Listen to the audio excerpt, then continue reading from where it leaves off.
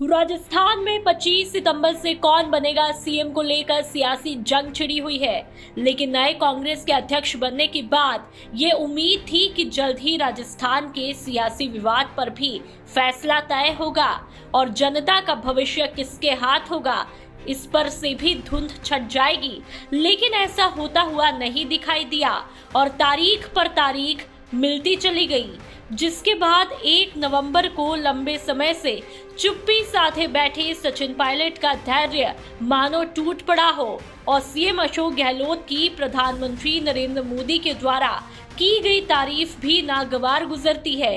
लेकिन इसके उन्होंने सियासी मायने भी बताए कि प्रधानमंत्री नरेंद्र मोदी ने जब गुलाम नबी आजाद की तारीफ की तब क्या हुआ वो सबके सामने है।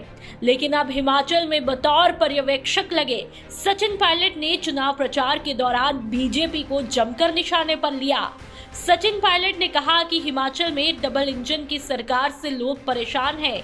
इस बार बीजेपी की विदाई तय है, कांग्रेस की सरकार बनेगी। डबल इंजन की सरकार भाषण देते हैं, मुख्यमंत्री बोलते हैं डबल इंजन की सरकार है, तो मैंने कहा भाई बाकी का तो पता नहीं, लेकिन जो एक इंजन हिमाचल वाला है वो 12 तारीख को सीज हो जाएगा, अगले इंजन का 24 बजे देंगे। तो इन सब लोगों को सबक सिखाने के लिए आप सबसे करबद्ध निवेदन है कि मैं और राजा जी बहुत दूर से आए और क्षमा चाहता हूं कि बहुत जल्दी आपके बीच से जा रहे हैं, लेकिन आप संजय जी को जिता दो, जब विधायक बन जाएंगे, सरकार में भागीदारी होगी, फिर आप हम दोनों को दोबारा बुलाना, फिर चटनी रोटी बैठ के खाएंगे आपके साथ। जब सरकार बनाकर काम करने का मौका आता है तब इनको सिर्फ लोगों को बांटने का, लोगों के अंदर टकराव पैदा करने का, द्वेष और घृणा पैदा करने का काम ये लोग करते हैं। इसलिए साथियों, आप सब सावधान रहो, हमें बहकना नहीं है, डरना नहीं है और किसी के झूठे प्रचार में फंसना नहीं है। यह हाथ का निशान कांग्रेस की पहचान है और आप सब लोग अजय जी को जिताकर, हजारों वोट से जिताकर शिमला में भेजो। सवाल उठते हैं, जिस तरह सचिन पायलट हिमाचल में कांग्रेस पार्टी के आने के दावे तो कर रहे हैं, तो दूसरी तरफ राजस्थान में कांग्रेस पार्टी के आपसी कलह के चक्कर में पार्टी ही पंक्चर ना हो जाए। और राजस्थान में कांग्रेस पार्टी का पंक्चर होना मतलब अपने अस्तित्व के लिए फिर से मुश्किल में पड़ना होगा। दूसरी तरफ राहुल गांधी 3 दिसंबर को राजस्थान में भारत जोड़ो यात्रा के जरिए आएंगे, जिसके बाद सवाल उठता है कि क्या वो राजस्थान में कांग्रेस को जोड़ पाएंगे। तो वहीं 13 दिसंबर को मुख्यमंत्री अशोक गहलोत को 4 साल राजस्थान में शासन के होने जा रहे हैं।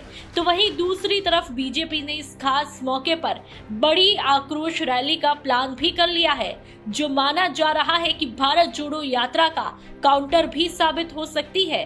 तो वहीं दिसंबर में सरदार शहर सीट पर उपचुनाव भी होने हैं, जो विधानसभा चुनाव से पहले दोनों पार्टी के लिए सेमीफाइनल होगा।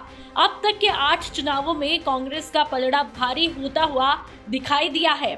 बहरहाल राजस्थान में इस्तीफा पॉलिटिक्स को लगभग 1 महीना और 10 दिन बीत चुके हैं, लेकिन आलाकमान की तरफ से कोई फैसला नहीं लिया गया। आलाकमान की तरफ से कोई फैसला नहीं लिए जाने पर भी सवाल उठने शुरू हो चुके हैं। तो दूसरी तरफ पायलट समर्थक विधायक फैसले की मांग कर चुके हैं, लेकिन आलाकमान नफा नुकसान के समीकरणों में ही उलझा है। अब देखना ये होगा कि राजस्थान में ऊंट किस करवट बैठेगा। ब्यूरो रिपोर्ट, राजस्थान तक।